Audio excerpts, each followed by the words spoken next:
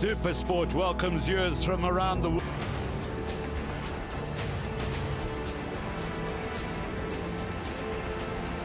It's an all South African affair. The Sharks hosting the Bulls. Since 1939, there have been 49 Currie Cup finals. And amazingly, the Sharks and the Bulls have only met 3 times. The Bulls have won 2 of those finals, and the Sharks have won only but 1. But this is a different ball game today.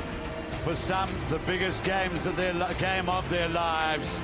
And just look at those stands. It's absolutely fantastic.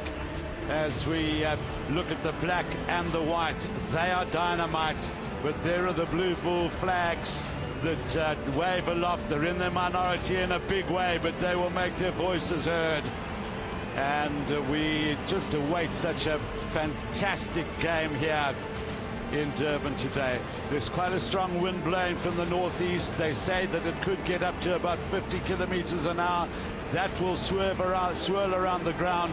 It's about 33 degrees here. The pitch is in perfect condition. There is no cloud about it. It's a wonderful day for the rugby football. And a wonderful advertisement for the game. You can see too there the Blue Bulls supporters. I have in commentary with me a man who played in the final in 1990 rather, in Pretoria, Joel Stransky. Certainly a wonderful effort here today. The crowd are out, and what a game it's going to be. Looking at the Bulls first, the battle for forward control starts right up front. Gary Botha will lead things. Reino, Kayaba and Guthrie Steenkamp have formed a formidable combination. Brilliant in the scrum and the dynamic loose. Behind them, the great second row, arguably one of the best in the world, will provide plenty of line-out ball. Matt will control, and Bucky's Botha will provide the hard man factor. Wikus van Heerden, the unsung hero of this Bulls team, combines with Pedri Vandenberg and the youthful running and pace of Pierce Best. Look out for him carrying the ball strongly. Farid Dupree returns from injury. He joins his half-back partner Derek Hougaard. Kicking out a hand, superb from both these players, and one of the key factors is the fact that Derek Hougaard has certainly learned to attack the gain line. He's played flatter, he's got his backs away. Bainan Oliver and JP Nell provide a combination of subtle distribution at the inside centre position and raw strength and power in the outside centre position. And outside them, Bryan Habana has been sublime with ball in hand, as has Akona and Ndingani. More so though, the improvement of Ndingani in defence and under the high ball. This is a combination that look for work and can score tries from anywhere. Behind them, Mr. Consistency, Johan Ritz, brilliant under the high ball. He will kick back well with interest. And so we've had all the razzmatazz that we normally have here at the Absa Stadium in Durban. The skydivers, the dancing girls. John Plumtree has put together a pack of forwards that really has been superb. BJ Botha has been the vital cog in the tight end position. John Smith in his second super final certainly has captained this team well, and the combination has been a combination of a tight 5 in totality. The front row, the second row of Johan Miller and Johan Ackerman, the talisman, aging now but rolling back the years. The tight 5 have dominated affairs throughout the season. Behind them, AJ Fanta, another talisman, a man who specializes in making the hard yards, combines with Jacques Botha's specialized fetcher in many ways, and the free youthful running experience of Ryan Kankowski. Ruan Pienaar and Butch James will certainly have their work cut out today as they try and control matters. Ruan Pienaar will be responsible for a lot of the kicking from the base of the scrum, and Butch James will have to watch his discipline. Brad Barrett has been rock steady and strong in defence, and Waylon Murray's pace has been prevalent in many of the Sharks' attack this season. 2 very young wingers in Francois Steyn and JP Peterson. Dick Muir has nurtured these two superbly. Unpredictable Peterson and big, strong, powerful Francois Steyn. Full of running, full of counter-attacking. They'll be certainly supporting Percy Montgomery, 33 years of age, rock steady at the back, goal kicker extraordinaire. And with all that experience, what an asset to the Sharks team. Just a quick look at the bench of both teams. Once again, the Bulls go with Derek Kuhn as their hooker, 2 props, and then Donny Rousseau revets to the bench. Steyn, Van der Vestes and Adams back on the bench. For the Sharks, it's Bismarck du Plessis, Beast from Tarrier, Albert van der Berg and Warren Brits, who both played in the 2001 Super 12 rugby final. Bob Skinstad, Rory Cockett and Adrian Jacobs. So the Bulls start to move out of their change room. It's not a long walk out of the change rooms onto the field, as you can see. Matfield leads them out. There are an enormous amount of blue flags here this afternoon. Unbelievable to see the atmosphere at the Absa Stadium. Well, just indicative of the wonderful support that the Bulls do have. Victor Matfield, all the Bulls playing in their first final ever. They're 5 of the Sharks who played in the 2001 final against the Brumbies, a day they will want to forget in the biggest defeat. Bucky's Buerta back in the Bulls side with Dani Rousseau reverting to the bench. Huge responsibility on young Derek Hougaard, as he's been in wonderful kicking form, and once or twice a little bit of a problem in terms of his temperament on the very big occasion. You've taken the words out of my mouth, Hugh Bladen. Certainly in some of the big games he's come a little unstuck. He is now a few years older. He's 24 years old. He's grown in experience, certainly grown in stature. Well, young Matthew Rees-Edwards, the son of the most capped Shark ever, Hugh Rees-Edwards, will come out with John Smith onto the field. He's in Durban Prep in grade 6, plays scrum half, but listen to this.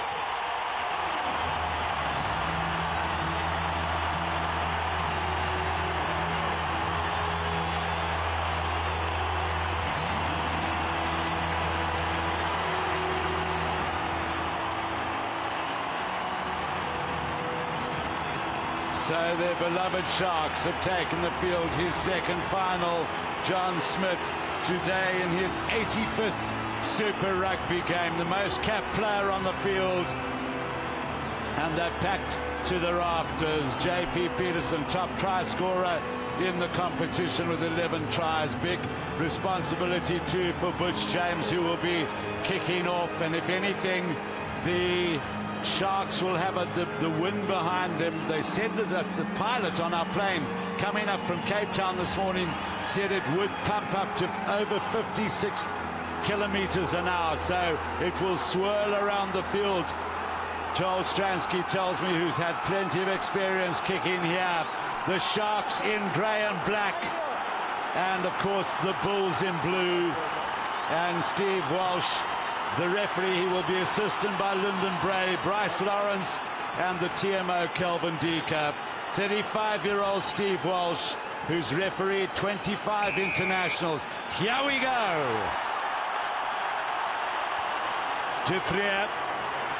And Peterson was up there very quickly onto Farid Dupree, so to Buerta up for the Bulls. Pinar. James gets it wide out for Steyn, who fluffs his first take of the ball. He just took his eyes off it. Vaney Stradum, the Bulls manager. I see to Anton Leonard there next to Vaney Stradum. Well, I wonder if this wasn't a tactic, kicking straight onto Farid Dupree. He's coming off 2 shoulder injuries. Get him in the contact early. The Sharks did eventually get the ball back. The error from Francois Steyn. I wonder if that wasn't a little bit of nerves. So sometimes we can go 5 minutes without a scrum in these games. Look at this, before a minute is over, they are scrumming down. Slight weight advantage for the Bulls. Great technique the Sharks have. Dupree, Ulafir, Dupree. Rowan Ruan Pinar was on to him in a flash, and I think actually took a little bit of a knock. It's a clash of 2 thoroughbreds at scrum half. One the son of a great Springbok, the other the son of a multi-capped Northern Transvaal number 8, Farid Dupree, who gets and kicks now. Pressure here for Montgomery as Habana is in trouble. Bryan Habana is in trouble here. Monty's down. There's going to be booing every time Bryan touches the ball. And I think it could well be a yellow card for Bryan Habana.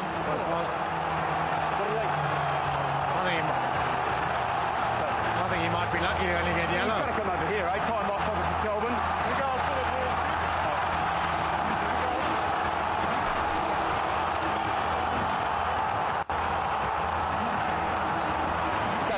things here, okay? The first one is he was in the air, right? When it took him out. Now there's a lot on this game, so we need composure from your players, and certainly we're not going to have any thuggery in this game, okay? Right. Well, it's really wise words there from Steve Welsh. Asking for composure. It's the heat of the moment, the beginning of a Super 14 final. Bryan Habana can count himself lucky, I think. Well, Percy Montgomery is okay. He may just have milked it a little bit. He may have milked it. He still came down awfully hard. Watch out, go the legs. Oh, Down he comes, rather awkwardly more than, I suppose, hard. Habana, that's a shocker. yeah, there's plenty of grass on the field, and luckily it's slightly soft underfoot. But you're right, he did come down hard, but he's fine is Percy Montgomery. The other thing is guaranteed is every time Bryan Habana gets near the ball, there'll be a great booing from the crowd as James feeds to Barrett. Good marking by the Bulls, been a feature of their game in the last 4 times. That's John Smith carrying it up. Matfield gets a kick in. Peterson goes back. Vandenberg gives chase. Good footwork by Peterson as Ndungane takes him to ground.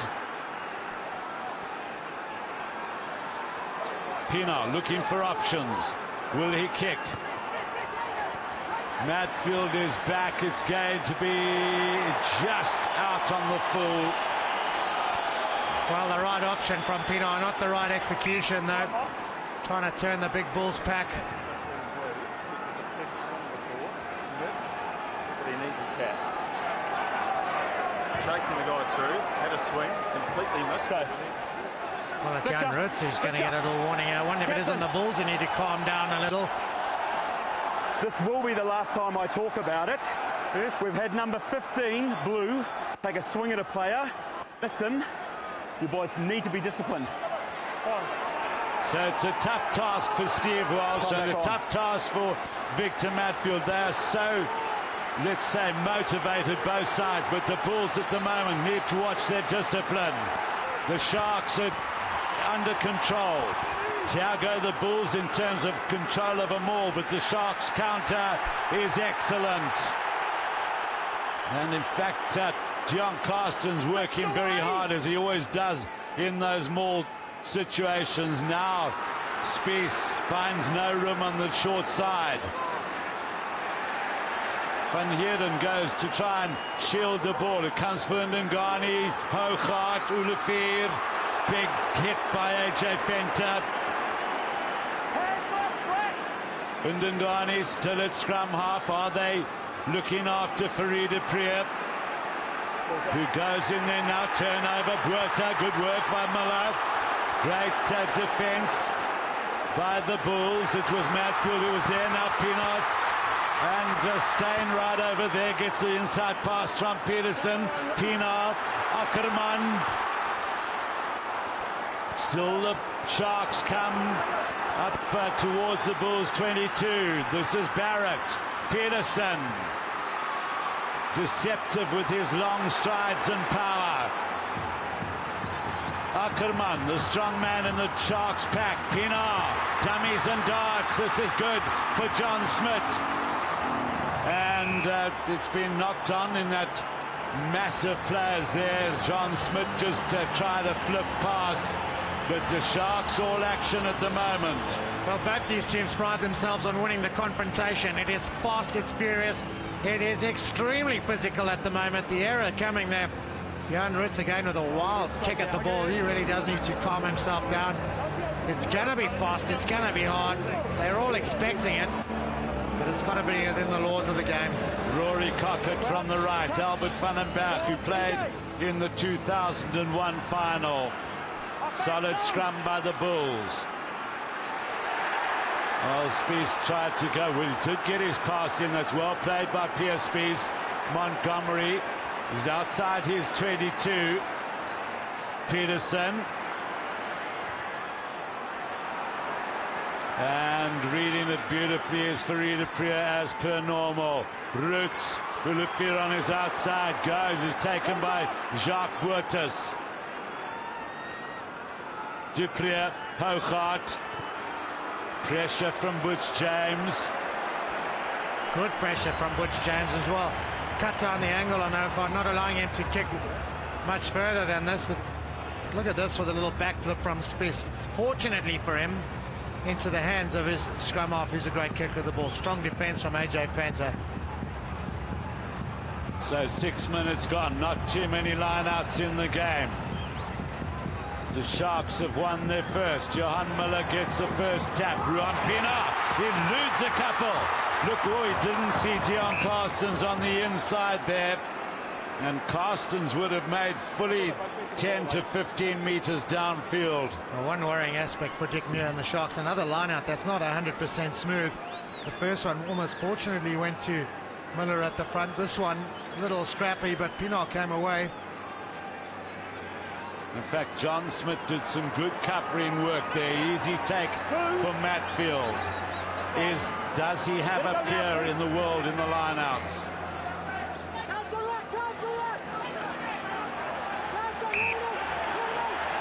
Well, the Sharks are working incredibly hard at the breakdown. John Smith in particular doing some fine work in the tight loose.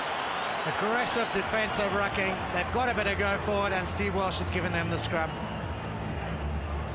Well, that has been a feature of the Sharks' play, their cohesiveness amongst the forwards in the mauls and rucks. The other aspect, Hugh, is the fact that they sacked the line out immediately. No one even entered. One man dragged it down. It took him a while. So that Sharks scrum moving across a little bit. James, Montgomery, well tackled by JP Nell, one of the strong men midfield for the Bulls. Pienaar was digging, penalty. Well, Pienaar goes, finds a space. Can he go all the way? It's a brilliant tackle by Habana. But Pienaar set up great field position here for the Sharks. Has he given away 3 points though? This is Kankowski, first real touch of the ball for the young number 8. Akabana's knocked it on. It's another penalty, so Pienaar's ploy has paid off. Play the ball, please. He's taken it from a long, quite difficult kick to a sitter. And JP Nell was the guilty party. Off the ball, shoulder charge. The Bulls' discipline letting them down.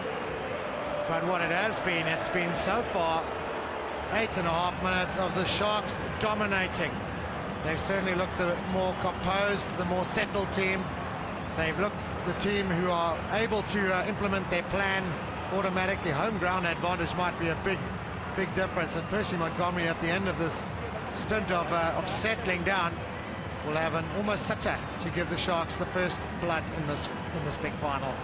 So for the moment, the blue flags have disappeared. It's all black and white. Percy Montgomery, one standing on 99 points. This for his century, make that 102. The Sharks are in the lead, and deservedly so. I think Victor Matfield might have had to have a word with his team behind the poles. Settle down, play the ball, let's keep our composure, keep our heads. A couple of silly penalties have gone against the Bulls already. JP Nell getting a little word now from Steve Welsh, just next to Derek O'Connor, who will kick off into the sunny patch. So the other thing is, it makes the referee really aware of what you're doing if you start off with a few indiscretions, as Habana gave chase there. Sharks again with cool heads. Now it's Johan Roots. Spies in support, as is usual. Roots with that up and under. Montgomery is there. Couldn't hold on. Another good Roots. Van Heerden first to react, but it's Sharks put into the scrum. Well, Montgomery looked decidedly shaky under the high ball there. Blood, please, from blue. Got some blood, yeah. Is it Vickers Van Heerden, the perennial bleeder almost? Up and under was a good one from Johan Roots, into the wind. The cut on the top of his head there will certainly need a little bit of attention. Well, it would mean probably, no, I was going to say Donny Rousseau, but it's Derek Kuhn who comes onto the field. A much sort of one of those smaller Jacques Boertes type fetcher players, Derek Kuhn, who doubles both as loose forward and as hooker.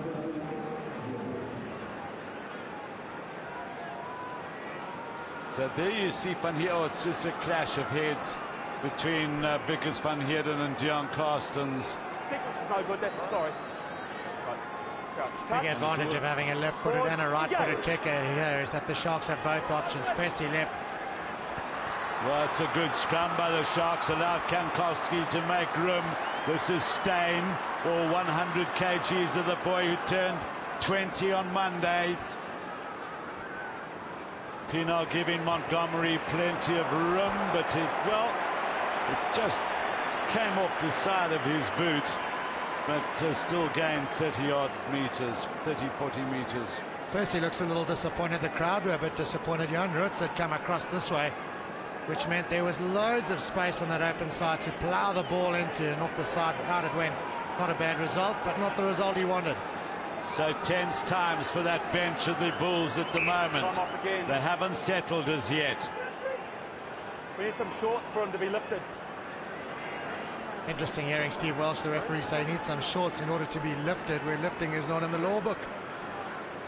Yeah, would you believe the law book still says, and I think about 19.9, you may not lift a player in the line-out. Unbelievable. Penalties conceded. The Bulls have conceded 3 already. The discipline of the Sharks has been exemplary. Sound like Mr. B.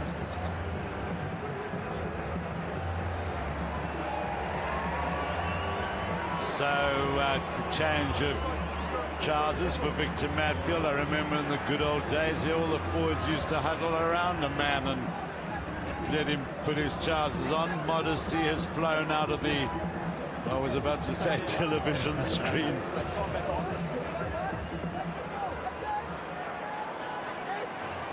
Bucky's Buerta.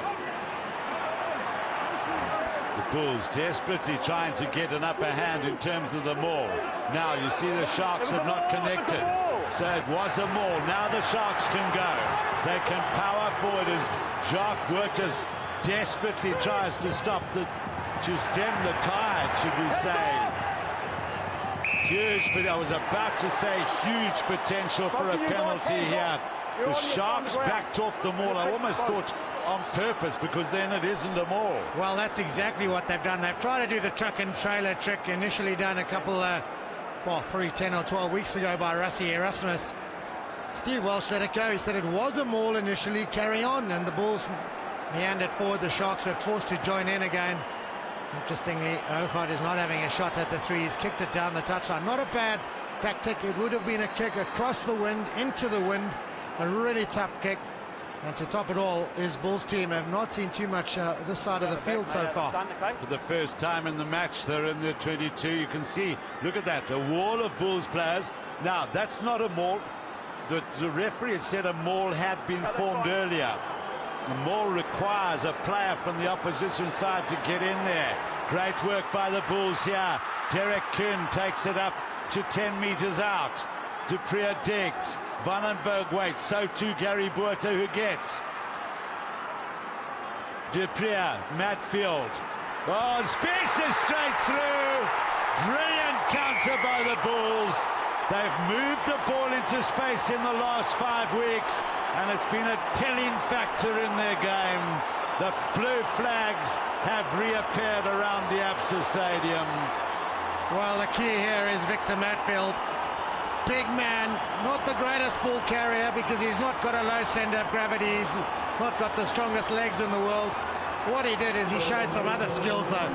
The little quick pass, and the Sharks were expecting a one-off runner. They weren't banking on the pass, and a second-tier runner. And Spies went through almost untouched. Well-worked try, great response.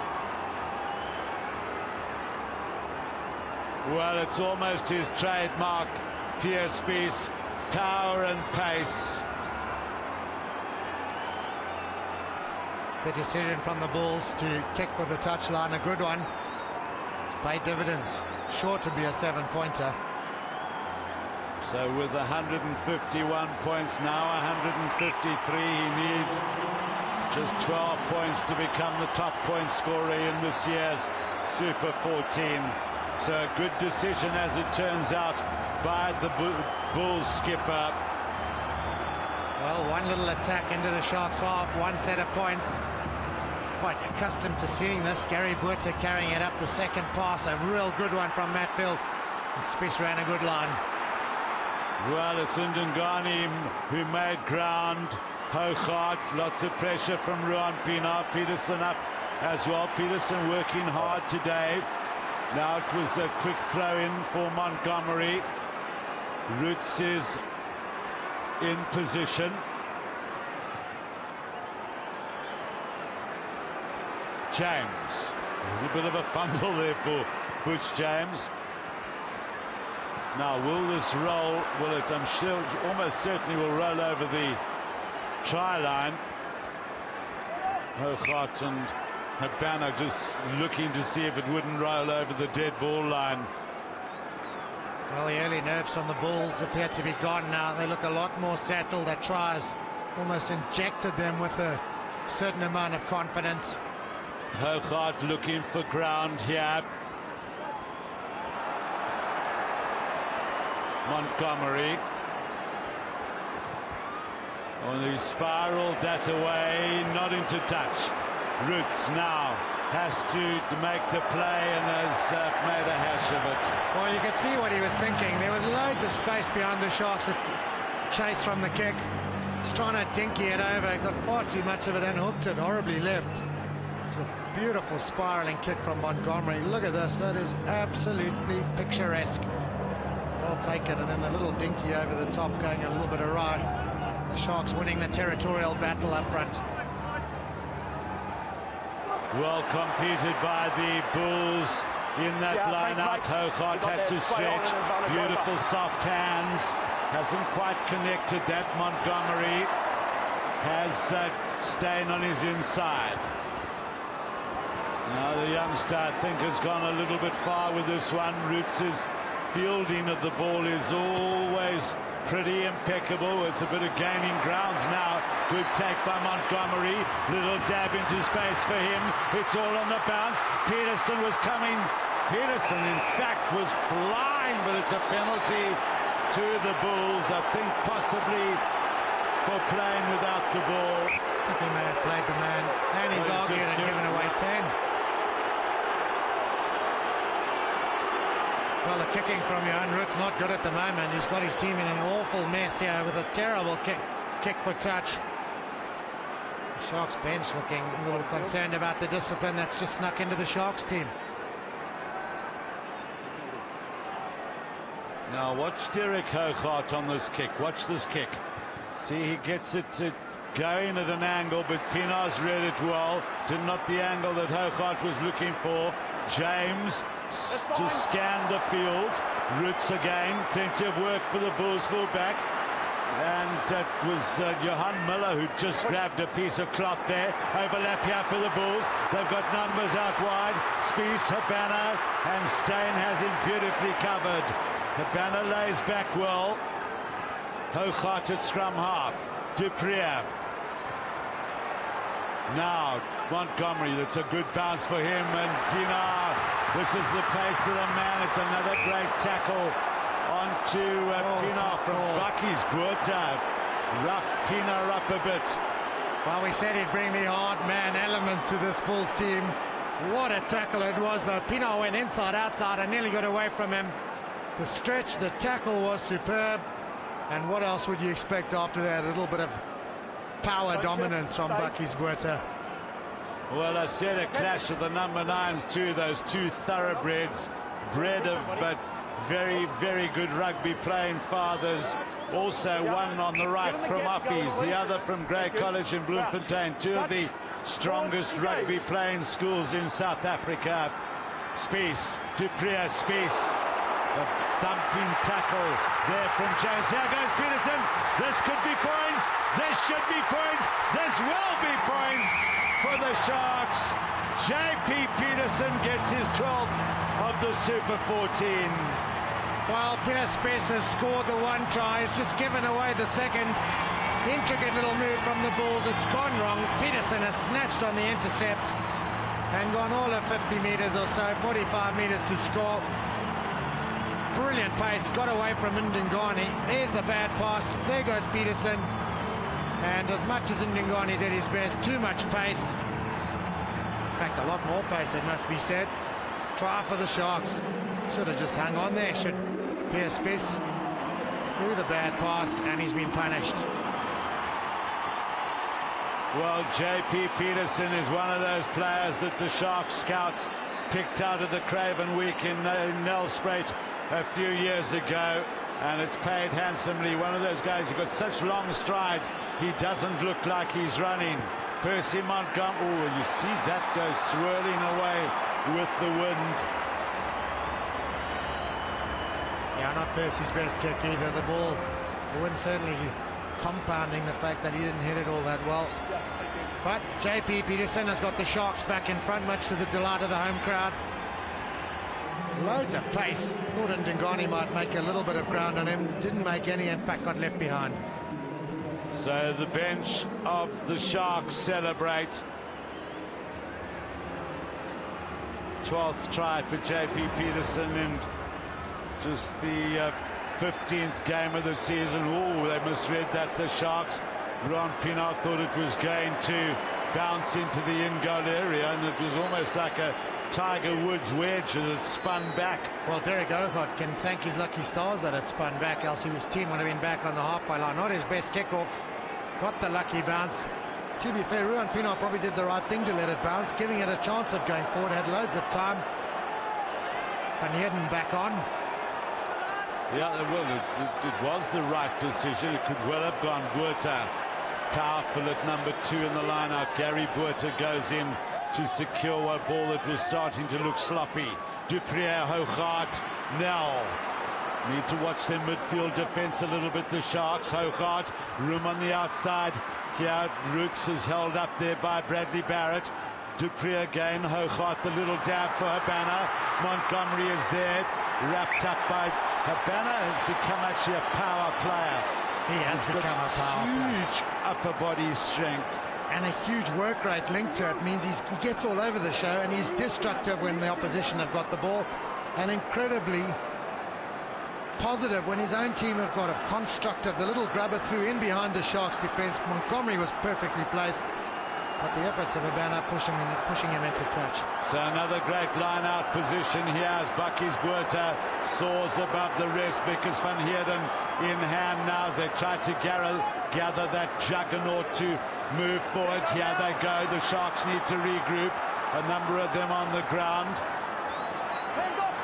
Now what can the Sharks produce here? Can the Bulls penetrate this defense? Van den Berg, Kankowski onto, well, he's dodged off the ball. Duprier finds Reino Gerber, who runs into one of his own men, causing an accidental offside. Well, the problem for the Bulls is the ball just spat out the back almost for Duprier. Nowhere to go. Try to look for the inside pass. Probably a little wary of contact with those 2 shoulder injuries, and also trying to get away from the touchline. And once he got into that position, it was always going to be a little risky, and Gerber was into Bucky's Buerta. So the bench of the Bulls. Now the Bulls will want to apply the pressure. This is where the Sharks just have to hold their ground. That scrum going sideways quite markedly. Penalty coming off the side of the scrum too early. Was the ball now quickly taken by Pienaar. Swings it wide for Peterson. There's something on for Murray on the outside. Here he goes, the hero of last week's game. Murray, oh, and it just hit the hand of Johan Root. So it'll be Sharks put in to the line out. What about the vision from Ruan Pienaar? The sense to tap and go quickly. The hands from Peterson. Waylon Murray with a kick through. The Sharks team are just primed to run at the moment. Dick Muir has done a brilliant job as coach. Got them in a state of mind that they still are willing in a final to have an absolute go at any point. 80% of the game played in the Sharks 22 there, result of a couple of mauls from the Bulls, but other than that, it's really even Stevens. Yeah, it's been quite a turnaround because it was all Sharks in the Bulls 22 earlier on. As Ackerman, it wasn't in straight. And quite markedly so. It's not an easy ground when this wind is pumping to throw the ball in, but I think that was just offline from John Smith from his hands. Yeah, the wind would have been pushing it the other way, in fact. Although with it swirling, it does tend to come around and maybe come off that other stand. Don't shift. Just a bad throw. Yeah, shoulder please. So an all Springbok front row for the Sharks. Buerta, Smith, Carstens. One non-Springbok in that Bulls front row, Reno Garba, but he's so close to that situation, so up to the standard as Ruan Pienaar again has been a telling factor in the game so far, has Pienaar. And Ndungane again at scrum half. Hougaard, James came quickly.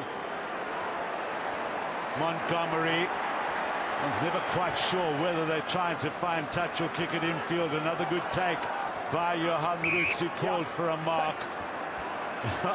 Such a noise from the crowd that the ref couldn't hear. The value of Fourie du Preez as a second kicker is telling there.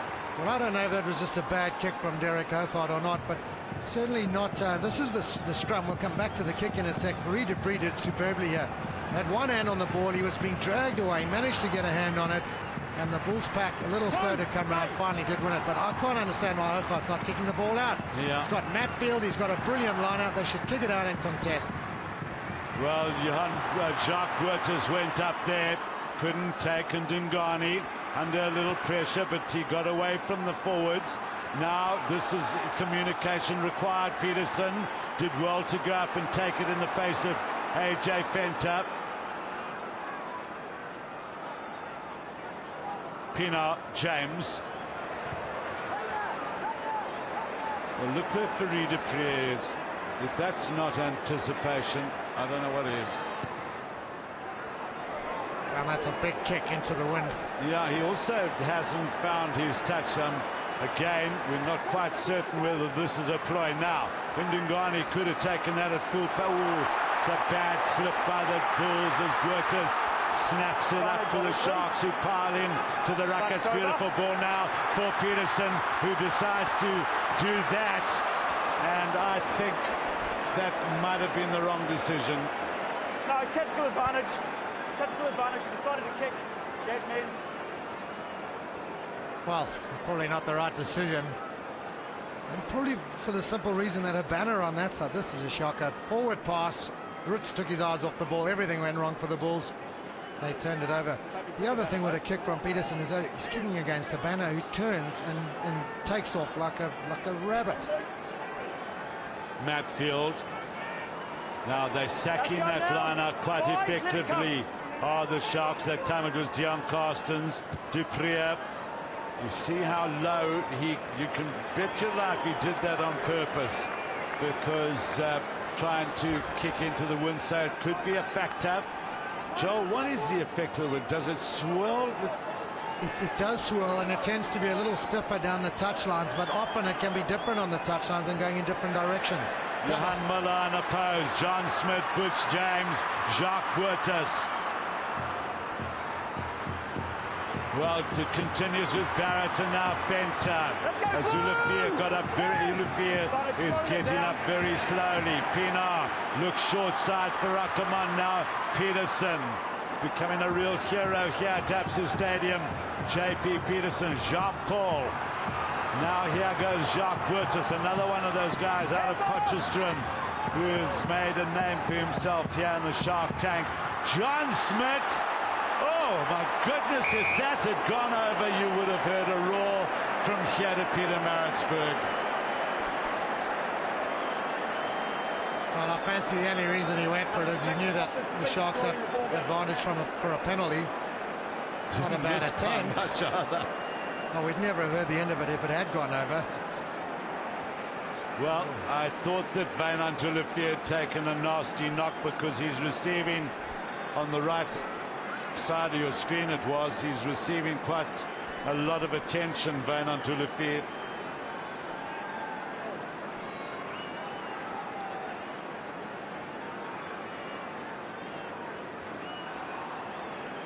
Well, it was in the throes of tackling.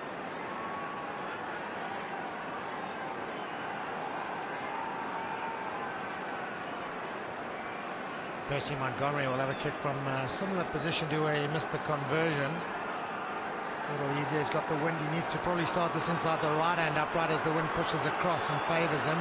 Certainly from the indications of his first conversion attempt, it would be so. He's kicked it over, has Percy.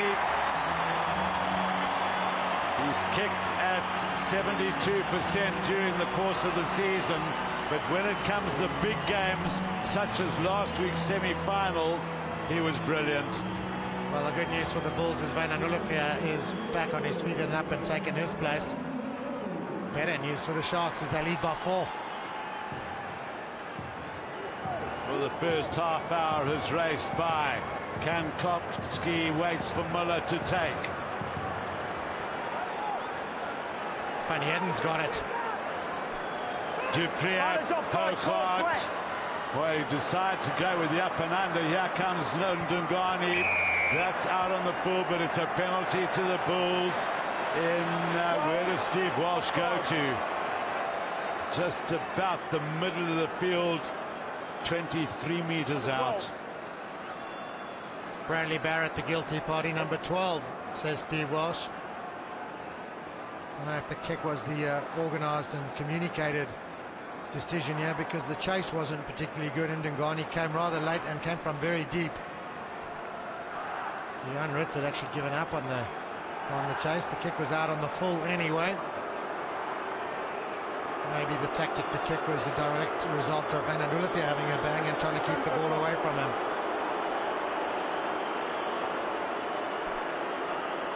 Straight out in front, 24 metres.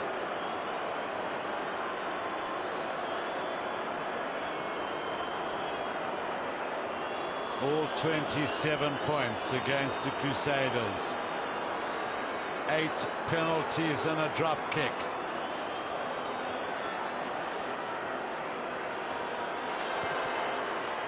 No problem for the multi-talented kicker. And the Bulls' flags are up again, but they still trail by 1.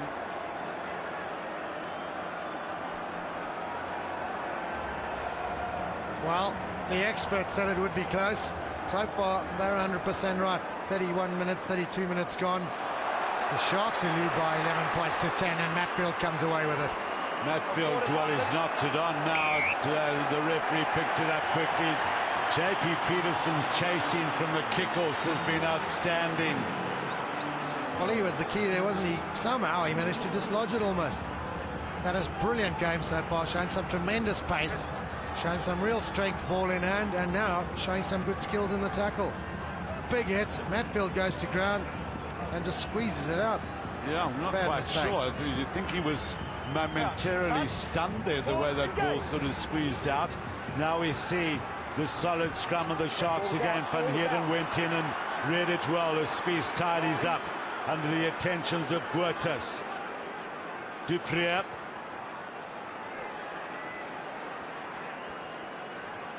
Well, he has kicked it out this time. Lucky for the Bulls, because there was absolutely no chase at all. Good steal from Wikus Van Heerden. Fourie du Preez kicked a fair percentage of the ball he's had. Interestingly enough, I think the Sharks had intentions of kicking from that attacking position. Good line out by AJ Fenter.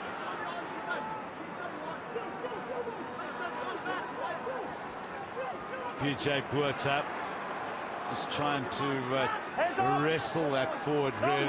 It's almost sort of energy sapping stuff as Ackerman picks and goes. Pienaar for Carstens. You can always rely on Dion Carstens to make 4 or 5 meters.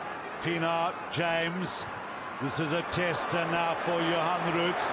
He needs numbers behind him. Roots couldn't hold on. Peter J.P. Nell played it, and I think immediately realized he had made a mistake. He got rid of it so quickly that he must have realized at that moment, oh dear me, I'm in trouble. Well, I don't think he really had an option. It bounced straight into his arms as he was making his way back. Clever tactic from Butch James, though. High-hanging kick. Barrett got up and put the pressure, and J.P. Nell had almost no option. It bounced into his tummy. He just almost turned around and said, okay, Mr. Ref, where are you going to award this penalty? And so, as Joel so rightly called, a great kick by Butch James, and tactically a very good move. Well, the Sharks have great faith in their kicker, not a chaser in sight, and no wonder it's not a problem.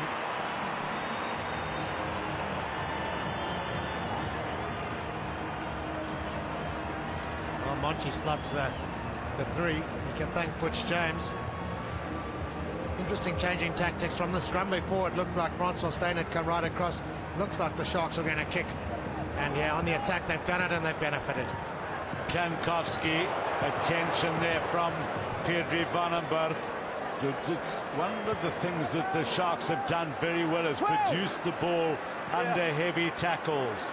Here's Pierre Spies down where he used to play as a junior.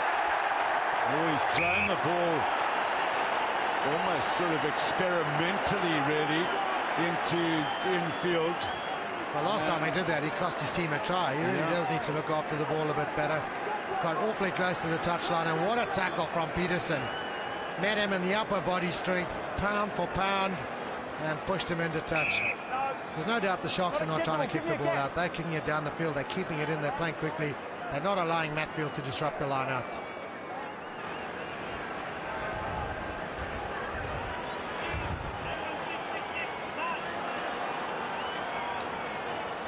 Up high goes AJ Fenter. Such a great game last week as well against the Blues, here, there and everywhere, making huge hits, continuity. And still the Sharks just appear to be that much more settled than the Bulls, as they now get them all on the move. This is where those men up front, dropping the ball. It's another penalty to the Sharks. That's where the front rankers get together and have a real wrestling match, much to the delight of the Sharks bench. Number 4 pointed out, Bucky's Buerta.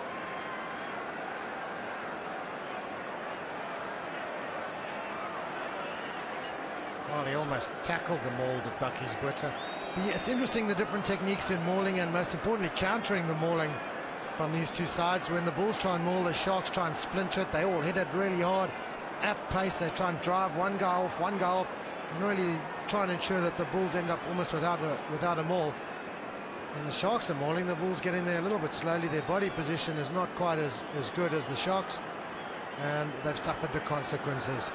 Well, as we move up to half-time, and a 7-point lead at this stage, and under this tension is a substantial lead, the Sharks will be very, very happy. I would say Dick Muir will just go in and say, keep doing what you're doing. I think the Bulls are going to have a slight change in tactics. Montgomery is slightly wide again. I think the wind took it swirling away. So allowances need to be made. That's the trophy that's at stake. But the silverware has little comparison to the pride and glory. Montgomery. Now they've kicked the ball into space too cleverly, have the Sharks. Hothart. Whoa, now Derek Hothart's under pressure from Peterson once again.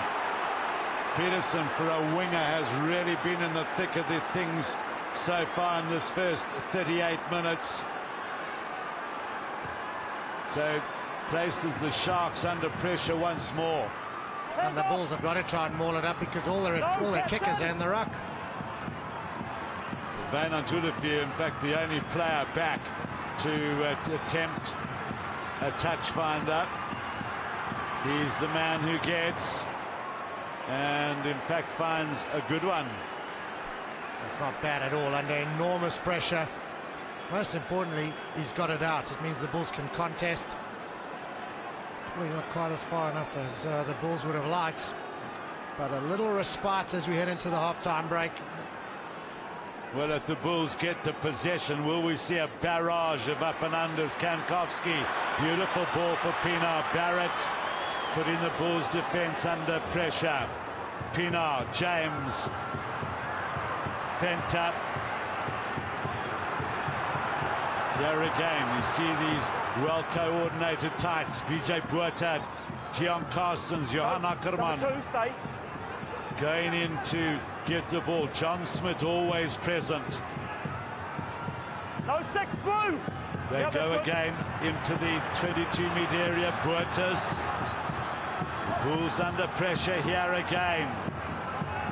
Just control and grind as Johan Miller looks again to go. 3 black, move. Well, there goes Zuckerman, and BJ Buerta thundered in. AJ Fenta, Pinar, this is where he's dangerous, committing tacklers going wide and finding little gaps around the fringes. Look at this mauling by the Sharks again. It's a great period of forward play this by the Sharks. Absolutely brilliant, taking the Bulls on at their own game as Van Heeren makes a desperate tackle. Again, potential for penalty here. Back off, please. It looks like it may have been turned over. No, it hasn't. The Sharks go again. Now it's been turned over. And the Sharks will heave a sigh, a huge sigh of relief that whistle has gone. Will the wind be a factor in the second half? Will the Bulls pepper the back three with up and unders? Will they get enough possession? Because we've just seen a magnificent 2 or 3 meter period of play by the Sharks. So a half in which I think the Sharks will be well pleased. The Bulls with not a very good start. The only try for the Sharks by Peterson, the try for the Bulls by Spies. This is a tough game. Don't go away. Welcome back to the Absa Stadium, which is abuzz with excitement with their team leading by 14 points to 10. The Sharks supporters, obviously a few worries for the Bulls supporters. Some of you may have seen that little shot of Heineke Meyer in the Bulls change room, giving them an absolute tongue lashing. Now, watch here. Different situation. Calm in the Sharks change room. But the total converse in the Bulls stadium, where Heineke Meyer was just giving his players an absolute tongue lashing. Dick Muir is very calm. What will happen in the second half, Joel? Discipline. They came out on fire. They came out and gave away quite a few penalties. It cost them dearly. They did score the really good try of Pierce Spies. Well, held their own. They've been in the game, but they've not been as composed as they would probably like to have been. The Sharks, on the other hand, have showed the calmness and the experience of Dick Muir and John Plumtree as a player. And certainly they've been they've looked after the ball well. We just see Matfield asking a question of Steve Welsh there. The Sharks have looked after the ball. That last period just before half-time was absolutely brilliant in terms of forward dominance and getting them all in the pick and go, and really telling a pack that believes that they are unbeatable, you know, and smashing them back. It was something special to see from the Sharks. Well, I think it's also indicative of the way we haven't called much of Guthrie Steenkamp and Reino Gerba as opposed to BJ Buerta and Dion Carstens. So again, the Sharks in control, but the Bulls are trying to get the pressure down onto the men in grey and black. Hands off now, 7 blue! No, don't touch Pinar, one of the stars of the first half. Spies is there. Thunders past Peterson. Buertas makes a telling tackle. His work rate is exceptional. Jacques Buertas, picked by Dick Muir out of the Tukkies rugby team when Dick was a coach there. Had a period with the Pumas. And then, of course, a product of the Potchefstroom gym. Well, good eyes on the ball from both players. Good strength from Spies, but what a great tackle. And ultimately the ball just somehow managing to roll over into touch. Good kick from Pinar as well. 2! Sharks lineouts have been good. Look at that, tactically brilliant. Ackerman as it evaded the 2 big blue men, or men in blue should I say. Pinar always probing for an opportunity, but this time the probe goes awry. Well, you can see him look up to see where he needed to kick it to, and as he looks up, he now decides he's got to kick, doesn't get it right. He's on the run. Look at the disappointment there. The emotions in a final. Brilliant stuff. Poison in the game. Look at this by Spies. Down the middle of the field. Good defence by the Sharks. They made a couple of meters though. Duprier, Buerta. Haven't seen much of those telling runs of Gary Buerta. Hougaard back in the pocket. No, he hasn't connected that at all. Monty is back. And now, whoa, Monty, he knocked it backwards. And he was inside his own in-goal area. All a little bit rushed from Derek Hougaard. Didn't strike it well at all. Off to the right. It was pretty close call there for Percy Montgomery. But he was inside his 22. Montgomery took a thumping blow in the opening seconds of this game. He's looked a little not quite himself for most of the first half. A little sign there again, not being quite 100%. Well, Steyn was looking for ground that holds up in the wind, so it may be advantage Bulls in terms of the weather.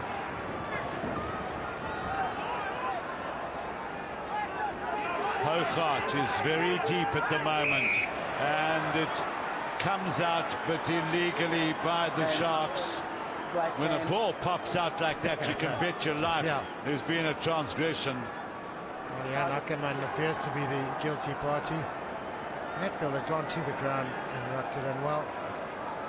Certainly stolen in the ruck. Somebody off their feet, you can't play the ball. So Derek Hougaard will kick for goal. Just shows you the strength of the wind now. We saw that kickoff hanging up there and almost coming down backwards. Hougaard's going to have a shot from what must be 50, 52 meters at sea level. It is a long, long kick. Well, we also saw the Bulls get a kick in the first half in a similar position going the other way, and they didn't even consider kicking for goal. And it was probably 10 or 12 meters closer. He's kicked absolutely brilliantly in the last few weeks. Just his replacement, Morné Steyn, also has a good kicking strike record.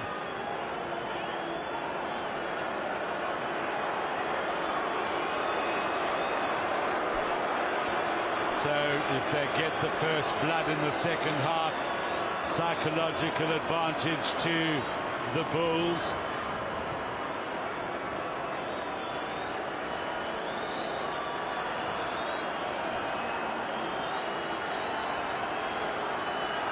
You've got to block out the noise. Keep your head down. It's a good-looking kick. It's short. Percy Montgomery, who belts it away. Also low into the wind. Yeah. Great kick. Honey Adams, great game last week. Now, you know, it was a great effort by Derek Hougaard. I mean, it wasn't that much short. I don't know, I can't help feeling it was the wrong option. It's a long, long kick here. Gary Buerta gets past one tackler, runs in, gets past BJ Buerta, gets past Pino, opens it up for Vandenberg. Now he needs support. He needs support in a big way. It's another great tackle back there by Francois Steyn. With wonderful work by BJ Buerta. Vaney Stradum, he's probably the tensest man on the ground. Well, something out of nothing almost. Gary Buerta somehow found some space, popped it to Vandenberg. He's got tremendous pace for a big man and a good step too. Round Francois Steyn he went, just couldn't make it to the line. Vital line out taken by Johan Muller. John Smith thunders into Vandenberg. Now they set it up for Pienaar. And Butch James with plenty of time. You see how they hoiked that one back into the middle of the field. Habana, precious few opportunities as he opens up now. Buerta goes in quickly to shield the ball. Duprier's left it behind. Was there a hand in there or no? If you can lip read, there wasn't. Well, look at Bryan Habana here. Very little ball in the first half. Half a gap. He's got someone on the outside drawing a defender. Through he goes. Beats Butch James's tackle. Ankle tapped eventually, and then quite cleverly posted the ball or lay on it and pushed it through his legs just to give his forwards a bit of time to get in the game and get to the breakdown and support him. Well, we've seen very little centre play in this game today. It's all been kick forwards, kick forwards. Very little of Bradley Barrett and Waylon Murray, Vaynard Julafia, JP Nell. I must say that JP Peterson had to be the pick of the backs in the first half, along with Ruan Pienaar, Donnie Rousseau, who's been a tower of strength in that Bulls pack, awaits the call from Hanneke Meyer. Well, Vandenberg is stretching a hamstring. I don't know whether he's got cramp or he's got a little tweak there. He's assumed his position again. Rousseau will be chomping at the bit to get on now. Again, it's solid by the Sharks as James takes it up. Good play by Kankowski. Pienaar, Murray, Montgomery, and Monty fluffed it. Oh, so much could have happened there. Monty had hung on, 2-on-1 on the outside. Some good strong defending. Butch James carried it up strongly. Is that knocked on? Surely. Nonetheless, handling errors. Sharks 7, Bulls 4. Well, the Sharks have had more ball. Yeah, who've had more of the possession. Certainly been a little bit more adventurous. Warren Brits just out of picture there. Bismarck Duplessis, who's just warming up. Normally at this time they produce the front rankers for the Bulls. Does Hanneke Meyer, Jaco Engels and Donnie Tiot. You saw that possession figure. The Sharks doing very well. Look at that, the scrumming is great. Duprier, Vandenberg got rather fortuitously. Duprier, Spies into James, can't make any ground with the help of Barrett for Butch James. Duprier again, Hougaard, Ndungane, roots, it's a good layoff to Ndungane again. Good backline play by the Bulls. Now comes Hougaard, Duprier, lovely dummy. Duprier looks for support. Tiot was flying on the outside. If a number 3 can fly. Now the Bulls need to get this ball and get it rather quickly. Spies, pick and go. Stopped by Carstens. Checked it, strong work there by John Smith going in. As Guthrie Steenkamp tries to wrestle. It has been a huge wrestling match, this Hougaard, Matfield. Big hit from Butch James as Matfield's driven back with the help of AJ Fenter. The touch judge has his flag up, has Lyndon Brave. Wow, what a tackle from Butch James. I said earlier that Matfield's not a great carrier of the ball. Look at this. Butch James hits him, stops him, and between the couple of Sharks players, they drive him into touch. Super defense from the Sharks team. One of the things that's impressed us has been the work rate of JP Peterson. Sometimes he sort of meanders around the park and you think he's sort of walking around a park having a picnic. Today he's been brilliant. Pienaar, Ndungane. Now what can Roots do? Look at that semicircle of grey jerseys around Johan Roots. BJ Botha wraps him up immediately. Will the Sharks get this ball? It'll be a brilliant turnover for BJ if it does. No, Duprier, Hougaard, Ulefir. Now JP Nell's got a bit of space. Murray closes down quickly. It eludes Monty. Here come the blue shirts. Monty's recovered. Oh, and it pops out here for Spies. Can the Bulls secure the ball? It's done so by Van Heerden. It's a penalty to the Sharks. It was coming near side. You're lying on the ground and flick it back with your hand, okay? To your feet to play the ball. Well, frenetic once again. A little more adventure and expansion here from the Bulls. JP Nell again, quick to put the ball to boot. Not sure it was the right decision. He had the electrifying and incredibly dangerous Bryan Habana on his outside. Quite a bit of banter too there between Francois Steyn and Bryan Habana, who tomorrow go and probably roommates in Bloemfontein. Well, that's what the penalty was for. Playing the ball on the ground. This piece was not entitled to play. Here comes the changes though. Albert van den Berg on for Johan Ackerman. And it's Guthrie Steenkamp who will leave for Jacco Engels.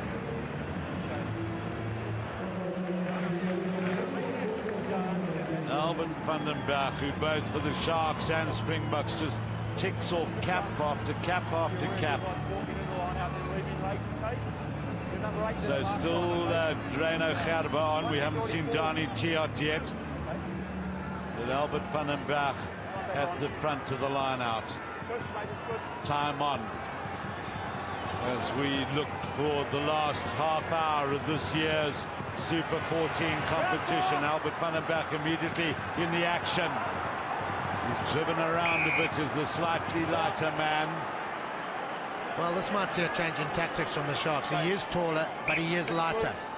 The rock of Johan Ackerman is off. Will the Sharks go to a slightly more expansive game plan now? Watch Van den Berg limping off here. Pedri Van den Berg, Dani Rousseau is on. His 61st Super Rugby cap, Matfield. Oh, 19!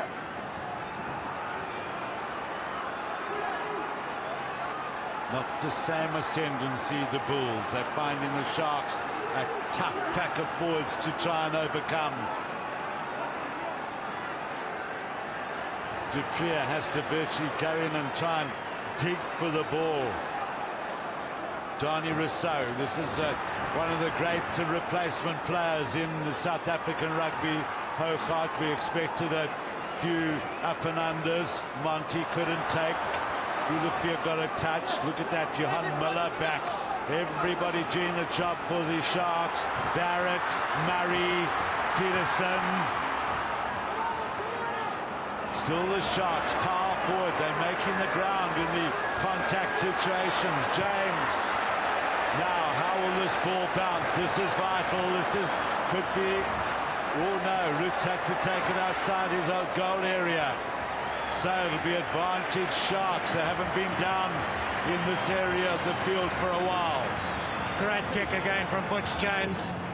Good trajectory into the wind from deep inside his own, well, not deep, but just inside his own off, but into a big wind. Got the bounce here as well. What he identified was open space. Jan Roots has been criticised once or twice for not being in a great positional fullback, being found out on this occasion.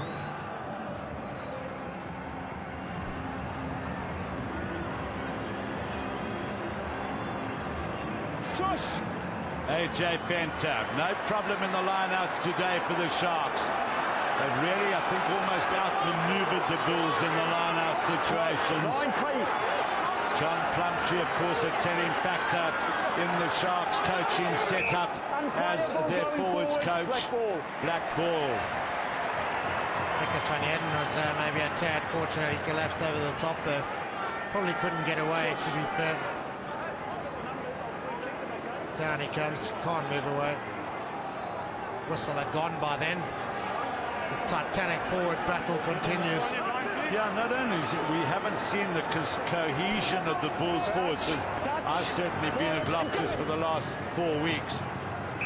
But the Sharks are disrupting their cohesion. They have, and I think they've not made it a game of one pack against the other. They've really splintered up the Bulls pack. Every opportunity they've got, they've separated them, they've divided, and they've conquered so far. Touch, pause, back. Sorry? I did say it. Steve Walsh started refereeing Super Rugby 10 years ago when he was just 25 years old. Engage! Stay there! Yep. 18, stay bound! Pienaar looks, hasn't eluded them. Yes, Habana. Oh, it's a good bit of defensive work by Pienaar. Spies. Buerta hasn't heard the whistle, nor has well, they have all now, but Habana very nearly away, but Ruan Pienaar was over in a flash. Is there a hand in there? No, it didn't look at. Great pickup from Farid Dupree. Look at the pace from Habana. Just must have touched the touch line before feeding inside. set pieces. The Sharks have lost 4 in their own ball. Nil is 100% still. Yeah, it was early on that they lost those line-outs. Since then, they've tactically been right up to the mark. With Van der Berg on now, you wouldn't expect them to lose too many more line-outs. The options are better. Johan Muller down for Pienaar, Lutz James, Buertas. Good tackle by Van Heerden, thumping tackle, great pass by Pienaar, Montgomery. Well, Olufia stayed on him. Does some good lifting work, but still the Sharks with the possession. Pienaar. Roots. And he got it away to Ndungane, who's brought it back in field. Pienaar. Steyn is with him there. Now he'll give it a thump downfield. Who's going to take it? It's Derek Hochart. Now, he went the wrong way because he had Johan Roots there. Now the Bulls in trouble here. Barrett, Murray. Oh, just a hand on him by Hochart, who recovered well. The Sharks come thundering forward. Their forwards like under a blanket. It's, so nearly Albert van den Berg who got over. So the Sharks getting themselves, the Bulls rather, getting themselves in an awful tangle there. Hochart just needed to listen to the call. Maybe in all the din he couldn't hear Johan Roots screaming for it on the inside. But once they got in a tangle too, the Sharks have got some real desire and passion here today. They've been the hungrier side so far, and they've certainly been the more organised. And so Donny Tiart does come onto the field. Taken by Madfield. Victor Madfield almost sacked there in terms of being played in the air. But the Sharks have countered brilliantly at the line-out, that Bulls maul. The Sharks crowd starting to sense victory as we move down towards the last quarter of the game. They want to give the kicker a little bit of room here. Dupree, Hochart. And the long, tall Van den Berg up there very quickly. You can see that strain. He's under pressure, Derek Hochart. Now, we said before the game, under immense pressure in the big games, every now and then he goes to pieces. Not at his best game so far today. Granted, it has been difficult down there and amongst all the noise. Van den Berg couldn't hold on. Bakkies Buerta comes away. Buertas makes a telling tackle, so Buerta couldn't get over the advantage line. Well, Derek Hochart just starting to show some signs now. Farid Dupree takes the pressure off. Where will this go? Montgomery. That's a great kick by Farid Dupree. Seized on the situation, realized Hochart was under pressure, booted it away. And that's just what the Bulls needed. Back to the Giants here, Johan Muller, Johnny Rousseau. They will be meeting on tomorrow or Monday in Bloem. Well, this is just what the Bulls needed. Matfield's won 5. He's just stolen 1. And most importantly, it was a little initiative, a little something different, a little of something truly inspirational. And they're back down in the Sharks half. Will it be a moment of brilliance from somebody here to create a try on either side? Van Heerden, Kankowski makes the initial stop. Dupree, Hochart, Habana. Well, he held on. Great tackle by Waylon Murray. A smothered tackle by the former Westville man. Now it's with Donny Rousseau. Low tackle there from Johan Muller. He's worked his guts out all day as well.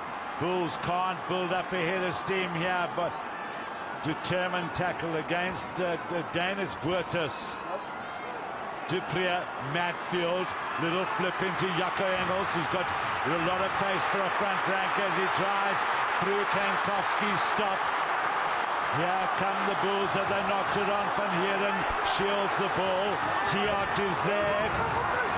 This is tough times for the Sharks as the Bulls start to grind. Now it's their turn. Gary Buerta there. Dupree is there now. Victor Matfield stands off. They have the habit of moving this into space unexpectedly to the Bulls, but Van Heeren goes again. Here comes Matfield. Olivier! Oh my goodness me, Butch James saved a certain try there, and it's a penalty to the Bulls. Olivier, I thought was over. Butch James stopped him in his tracks with somebody else. Now, decision time for Victor Matfield. What do we do here? Derek, will you kick it over? If he misses it, then it will be a shocker, obviously, for the Bulls' point of view. It's the right decision, though, isn't it? It's a final chip away. Matfield, again, showing some great handling skills here. This is the tackle. Look for all money that he was through. James went high, but effectively, and then did not roll away. Smith went over the top and stole the ball, and came from the side as well, by the look of things. But even Dion Carsten's in there to try and stop Ulifieni. I mean, he helped the momentum for Butch James. Dion Carsten's work rate certainly in this Super 14 series has been brilliant. Now Derek O'Connor has taken this quite far back. Could have been 8 or 9 meters closer. Sharks have shown enormous urgency. Chatting about Derek Carson's. So the last quarter of the game, will it see just 1 point in it? It's going to be nail-biting stuff if it hasn't been already. Hougaard boots it straight through the middle. We're in, oh dear me, a nail-biter. Fanatical supporters all around the country. I flew up from Cape Town. The plane packed with Sharks and Bulls supporters out of Cape Town. 14 points to 13. Substitution coming though. It's Jan Ritz coming off. Is it? Well, certainly Jaco van der Westhuizen, who is on the field. And I don't see Johan Ritz, although Jaco van der Westhuizen's in a funny position for a fullback. Time back on, thank you. Montgomery's come off too. Matfield, immaculate hands, help from Spies. Bismarck du Plessis on the field as is customary at this time of the game. Dupree, Hougaard. Stay there. Well, again, it's infield. AJ Fento. Venture, good take by him. Beautiful hands by Francois Steyn. And that dips under the crossbar. That sort of moment when you'll find all the Bulls supporters hold their breath. John Smith off. There we go. Just didn't quite connect it. Well, he's gutsy. He is having a go from far out. So too on the field is Bob Skinstad. Hougaard looking for as much ground as possible, which James will not even interested in looking around for support. Decided on the Garryowen, as they called it in Ireland, invented by the Garryowen club. Jaco van der Westhuizen, who's been robbed of the ball. A.D. Jacobs also on the field. Trouble for Ndungane here as Albert van den Berg was up. Has Ndungane done enough? Oh dear me. Jacobs came, now Fenta. It's all fast, furious and aero rhythm. Skinstad, Buertas has knocked it on.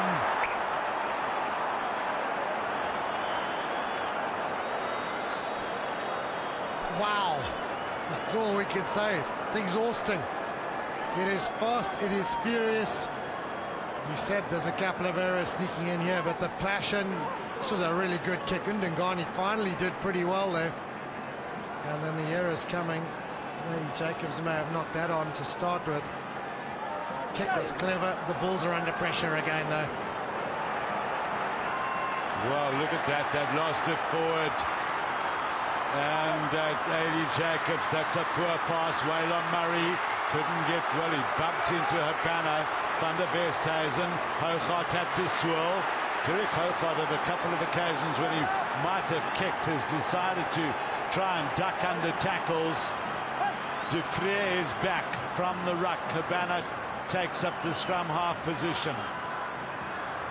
Dupree.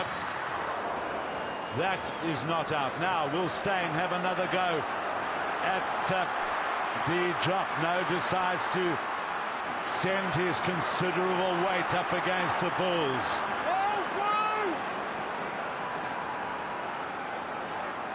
Pienaar, Barrett, James, little dab for Buertas to chase, but it keeps the Bulls going backwards. And clearly the Sharks have identified that Ndengani is not good ball behind him, not good ball in the air either. Pressing it in behind, this time Butch James with the grubber. Ndengani got back and covered well, almost blocked it, and was smashed out the way for his efforts.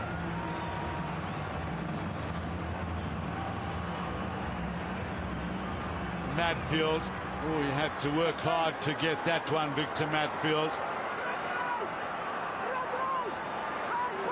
In goes Vickers van Heerden, it's Gary Poortad, Vickers van Heerden at the back of that maul. Duplier, Hougaard,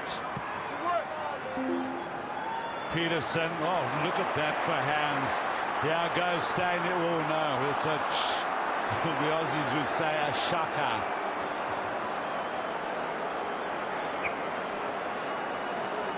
Well, it's not often you go for the goal and nearly hit the corner flag.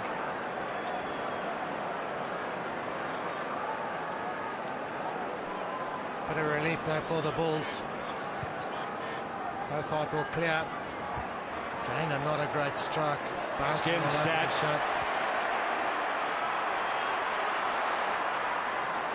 Worked out to A.D. Jacobs. It's sort of almost like there's no continuity. There's just a situation where, as you would say in Afrikaans, Ian, which means one player at a time. Oh, now is that a knock-on? I think it's a knock-on. Oh, is this going to be that telly moment in the game? Well, a nightmare moment for Butch James. What happened is the ball went over the goal line and tried to bounce back out. And in his attempts to stop it from bouncing out and ensure the 22-meter kickoff, he may well have knocked this on. Look at that. Well, it was a call from the touch judge from the touch judge to the referee. I saw Steve Walsh look over at the touch judge. Butch James probably thought that went straight down. Now, is this going to be a moment that will tell who's going to win this game? Well, some big experience being shown here from the Sharks. I'll bet you it's one of the more experienced guys who's gone down there needing a little bit of attention. Slow it down, compose yourselves again. We're on the try line. Ron Miller it is, he doesn't look in too much discomfort. Slow it down, gain your composure and get set for a Bulls onslaught. Just confirmation of the scoring there. Penalties from Montgomery, the try from Peterson, and another penalty from Montgomery as opposed to the try from Spiss, as well as a couple of penalties from Derek Hougaard and the conversion.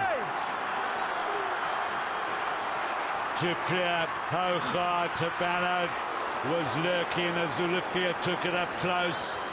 Duprier, Spiess, great defense by the Sharks. Duprier again, Madfield pulls James down. James has actually thundered into Madfield a couple of times today. Duprier, Spiess, Nell, nearly through. Where's Hougaard? Will he hang back in the pocket? They've turned it over. It's... Easy! Yes. Well, Bismarck du Plessis came away with the ball. I've got an issue with this guy here. Right shot, okay? No more in the game. Back you go. But now, what is the decision of the referee? It's a penalty to the Sharks, so Butch James will really be heaving a sigh of relief as Bucky's Buerta. Steve Walsh said, I've got an issue with him. Not out. Duprier. Van der Westhuizen has that a game-breaking ability. Gets through one, through another. Up for Van Heerden. Roll away, Black! No, 20, Black! Olivia at scrum half. Duprier at fly half. Madfield on his outside. Goes to the boot. Steyn has it well covered. Now the pressure turns around again as Dupriez summons up the energy to get back. Van der Westhuizen. The Sharks all up there. 1, 2, 3, 4 of them. Van den Berg, Barrett, Skinstad, Steyn. Well, the other aspect we've not taken into account is the heat here this afternoon. 28 or 30 degrees it was scheduled to be this afternoon. Bucky's Buerta makes his way off. Donny Rousseau will move into the second row, but the Bulls team would not be used to training in or playing in this sort of humidity, which might account for some of the errors that are coming in as well. So Donny Rousseau will move into lock. Derek Kuhn in the loose forward position. Maybe Dion Carsten's just grabbing a breather. That's the Derek Kuhn, former Blue Bulls under-21 captain. Farid Dupree looked almost out on his feet going back to collect that ball a second ago. Too tight to kick. Tucked it into Jaco van der Westhuizen, who made a good clearance. So onto the field comes Tawarira. Okay. Time on. And Warren Britt. Great ball from Van den Berg. James, good hands. Peterson. Jacobs is beautifully tackled by Wynand du Luffier. Still ball for Sharks as Duplessis looks on the inside. BJ Buerta, unsung heroes, those two front rankers along with John Smith of the Sharks. And it's Duplessis who drives it forward. Bismarck Duplessis, surely higher honours await him. James, Peterson forward.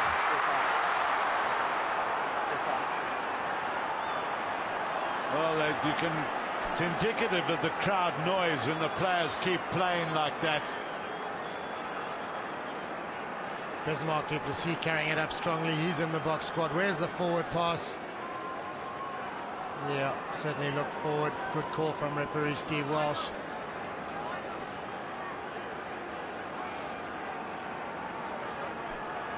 Confirmation of those changes. Oh, we're in for a cracking last 10.5 minutes here. Still anyone's game. Hang on. The one result that looks to be out the window is a draw. You're right, Joe. Another great Shark scrum. Hougaard, Van der Westhuizen. Where will he aim this? Steyn. Oh, just ran away from him. But the Sharks won't be too worried about that. Oh, it's a quick ball in for Waylon Murray. Is that another mistake? As the touch judge is not happy. Well, the ball was touched by one of the security ladies, which means you can't take a quick throw. The ball was touched by the crowd. Well spotted, Joel. We saw that earlier in the tournament where the touch judge didn't pick that up. You see that? Just touched there. You can't good hands from the young lady.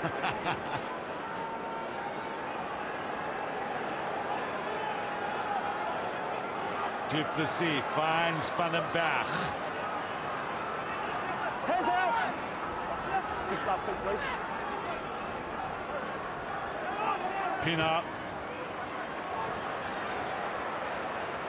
And that's out on the full. So the Bulls now will need to try and apply pressure the last 9 minutes of the game. Can the Sharks hold out? It's quickly in for JP Nel. He's got Van der Westhuizen.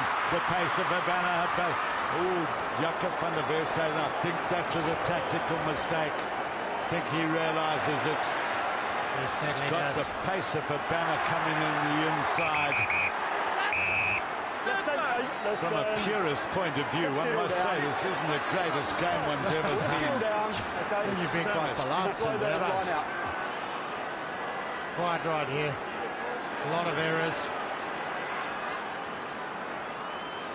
Jaco van der Westhuizen kicked it away there. His first kick was a brilliant one. Little left-footed dab, not the best. Bulls though, still in with a chance of a steal here. That's what their coach will be hoping for. And it is a steal. But it's a frantic steal. Dupriez wide for Hougaard. Nel on the run. Great tackle by A.D. Jacobs. Was looking for Van der Westhuizen coming on the inside there. Now Spies. Nowhere to go. The tackling on both sides really has been absolutely brilliant. Jaco Engels. Another good tackle by Johan Miller. Gary Buerta swamped by Sharks players. Plenty of players on the left here for the Bulls. Weiner to the field. Right for Van der Westhuizen and swirls. Can't get through the next one. Hougaard goes down.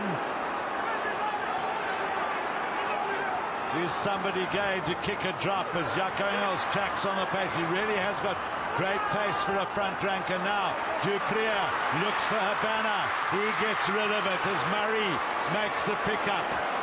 The Bulls, I think, kicking far too much. Pienaar finds Steyn. Is there somebody home? It's Van der Westhuizen now. Will he take a drop? He kicks this over. This place could it all. It's well, it's wide. I was about to say it's way wide, but I don't think it was. He drop kicks in test matches for South Africa, particularly at Murrayfield against Scotland a couple of years ago. Well, he had all the time in the world. He got it smack bang in front, and it was pretty much wide. But again, here you said it, the Bulls very quick to kick the ball away. Bryan Habana, the guilty party, right on the Sharks line. Look after the ball. Sharks will be delighted. Dick Meir will be thanking Bryan Habana for kicking that away. So the youngest man in the team, the Sharks, is instructing his seniors to get back. Van der Westhuizen, Hougaard. Spies on his outside. That's not a bad tactic. Needed to go perhaps a little further. Steyn commits. Everybody looks. Duprier gets. Habana shouting for the ball. Gets now. Oh, it's another good tackle there over on the far side by Waylon Murray. Waylon Murray's very, very quick. Tension on the bench. Tension around the ground. Under 6 minutes to go. Oh, all a little bit messy. The stress is just getting to all the players here. Habana juggled. Good defense. Tried to push it through. Lost control. Errors.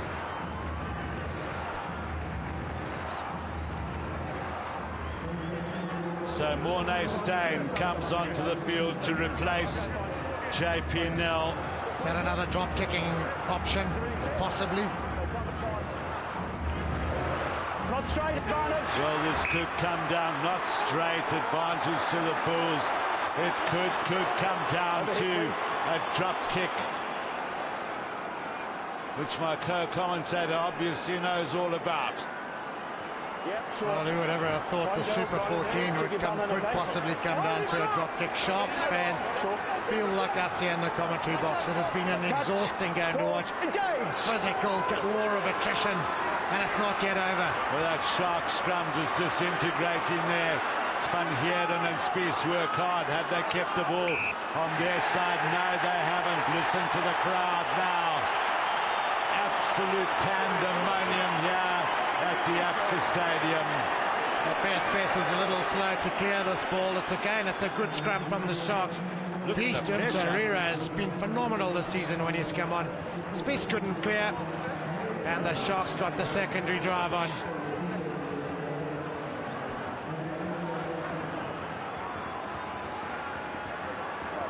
Well, can the Bulls reciprocate? If they can't, it's going to be a battle to get back into attacking situation. Pienaar, scragged there by Donnie Rousseau, came off the side of the scrum. In fact, yeah, it was Donnie Rousseau, came off the side of the scrum too early.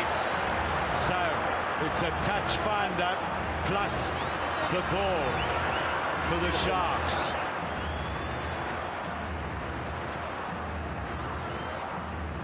May have been Derek Kuhn on the side that Steve Walsh was on who came off.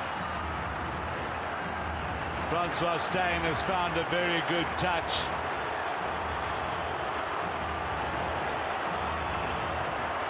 Well, if we stay like this with the score, that fella's going to have a party tonight. So, too, are many, many other people around this wonderful facility of Kings Park.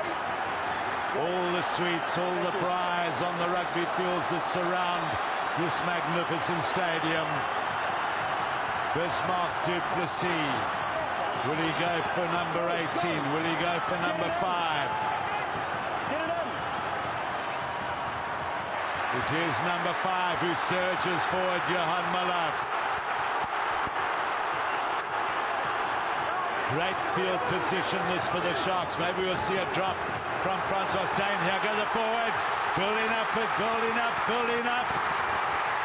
Help there from Butch James.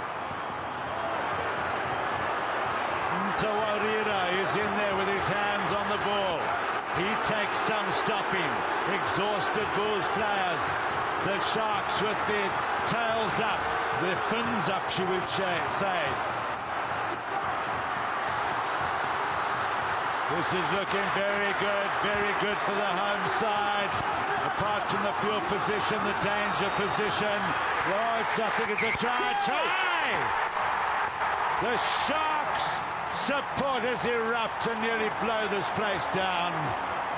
Unbelievable scenes here in Durban. Albert van der Berg getting the accolades, but a brilliant forward dominated move from the Sharks. The maul was brilliant.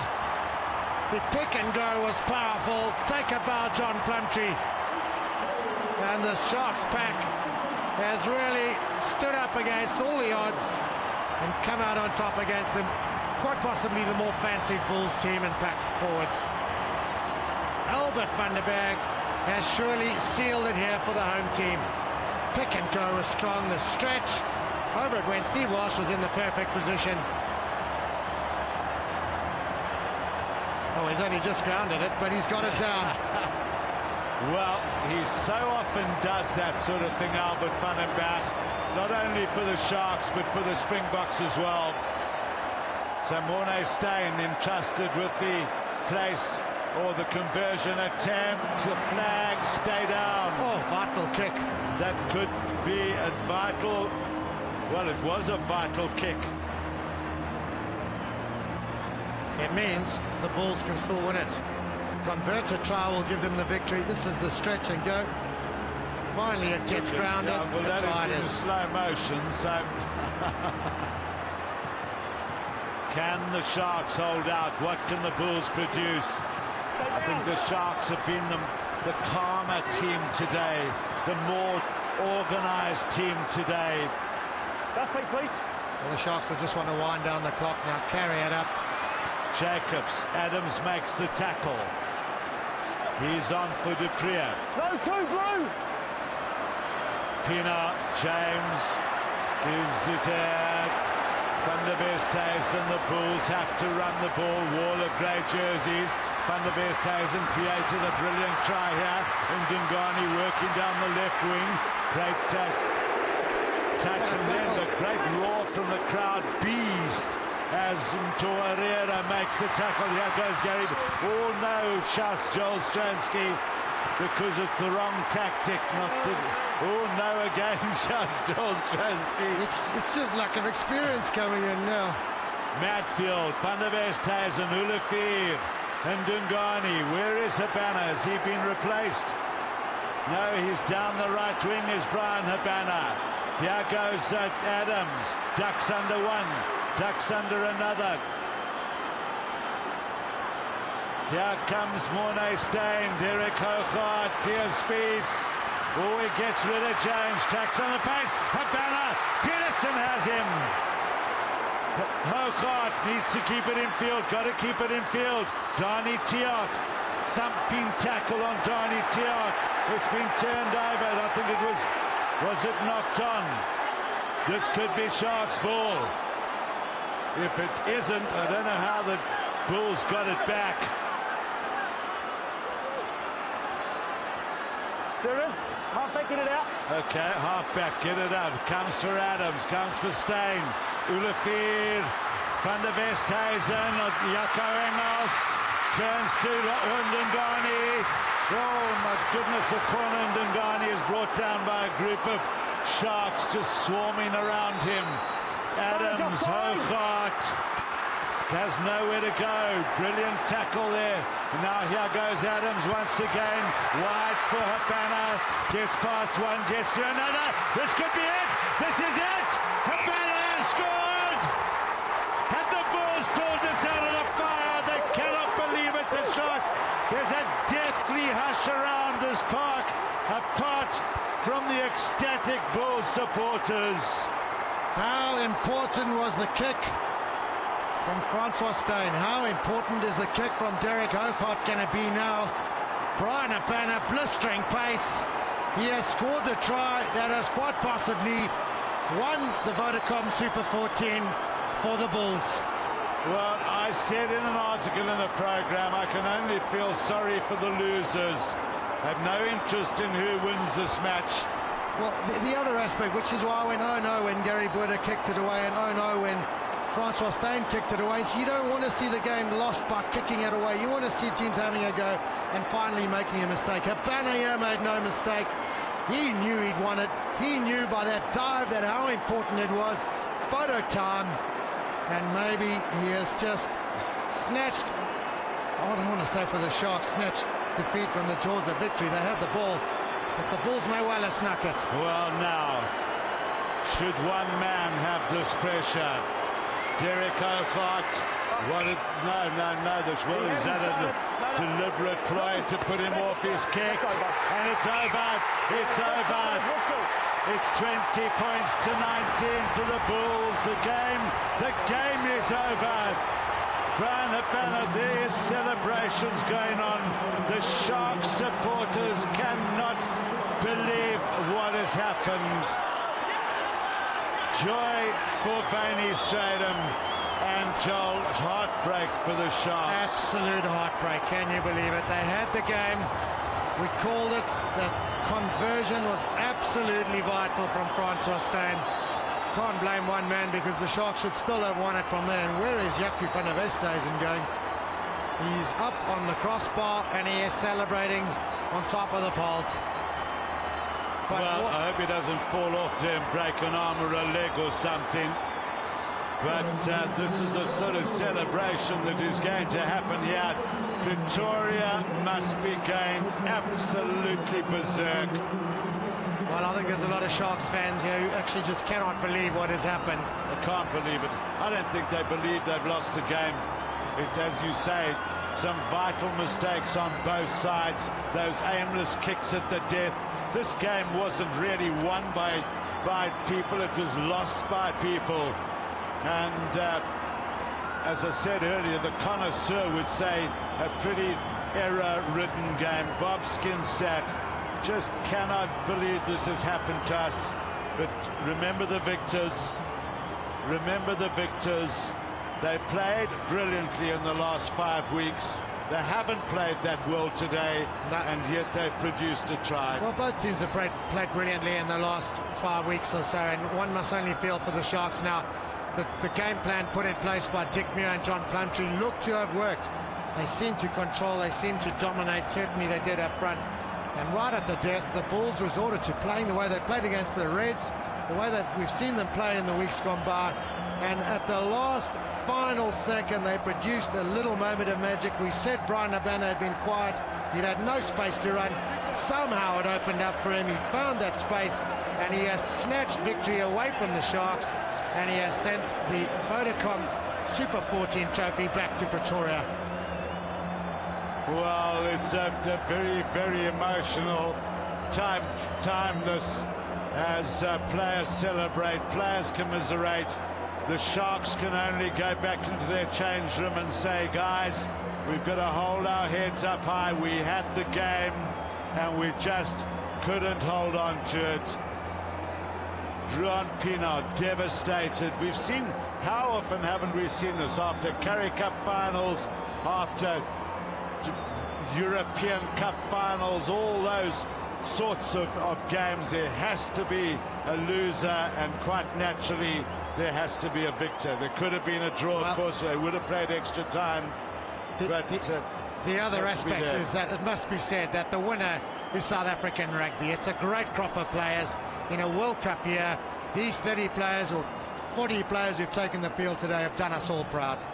So in the end, the count was 2 tries apiece. It got down to maybe just one conversion. the Blue Bulls have taken the 2007 Super 14. Welcome back here to Durban. What a game of rugby, the Super 14. What a finale. Both sides played exceptional rugby right down to the last second. An incredible game of rugby, very, very physical. Please allow me to introduce to you our dignitaries on the stage with me, Mr. Peter McGrath from Zanza, the chairman of Zanza, Mr. Mpumelelo Chumi, chairman of South African Rugby, Mr. Shamil Yusuf, MD of Vodacom South Africa, Mr. Peter Hazard, president of Natal Rugby, and Mr. Butford, president of the Blue Bulls Rugby Union. Welcome, gentlemen. Thanks for joining us. I'd like to call on Mr. Shamil Yusuf to come forward, the MD of Vodacom, to present the Vodacom credit card for the man of the match. And I'd like to call, it was a team effort, but I'd like to call on the captain, Victor Matfield.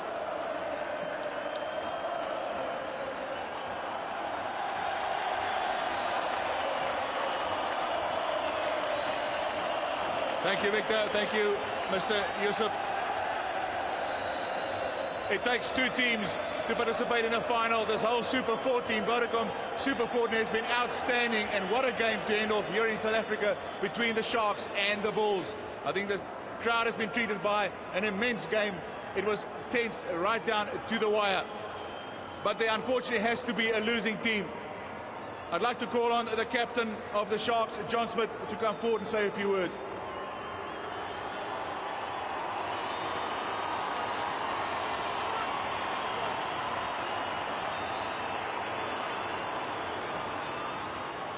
Firstly, I must just say to the people of Durban and everyone that supported the Sharks over the last 3-4 months in this campaign, it's the most unbelievable season that we've had from the spectators' point of view, the kind of support that we've had in the streets, the excitement around Durban itself, and we're sorry that we didn't pull it through today, but I think as a final, probably none more so epic than today. Killing us, obviously, to lose in the last minute, but I think our sadness is the Bulls' ecstasy, and to stick it out right until the last minute, score a try and convert it. It's a wonderful final, obviously not the result we wanted, but I congratulate Victor and the Bulls for their character and for sticking it out to the end. So congratulations to the Bulls. Thank you, John Smith. On behalf of SuperSport and the rest of South Africa, we'd like to thank the Sharks for playing great rugby, ending up first on the log and participating in this final. John, I'd like to call John Smith and the rest of the Sharks team to come forward and accept the award.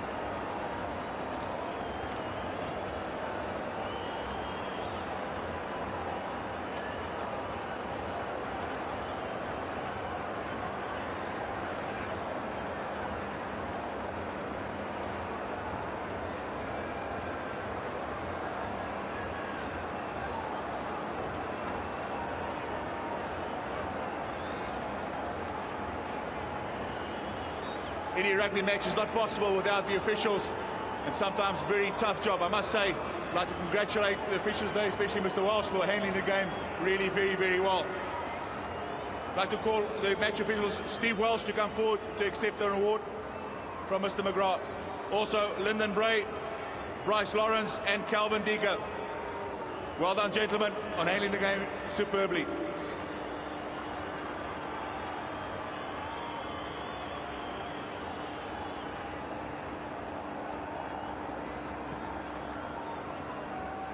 Well, ladies and gentlemen, that's what you play for in the Super 14. to win the competition. As I said earlier, it went down to the wire. Typical Super 14 rugby, very, very physical. I'd like to call the winning captain to come forward, Victor Matfield.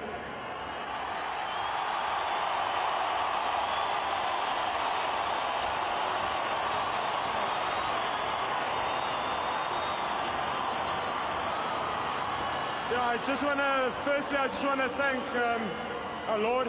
He was really good for us this last 3 weeks. We played for him and he really helped us tonight. And then to the crowd and the whole of South Africa, thank you for being behind the two teams, the Sharks and the Bulls, for the whole 15 seasons. And then to John and your boys, I think you were also in this whole competition. I think you would have been worthy winners. You played great tonight. I think you outplayed us for 79 minutes. To my guys, well done, boys. Very proud of you and thank you very much. And to everyone back in Pretoria, we're bringing back the cup tomorrow. Thank you, Victor Matfield. I'd like to call the rest of the Bull side to come forward and receive their medals from Mr. McGrath.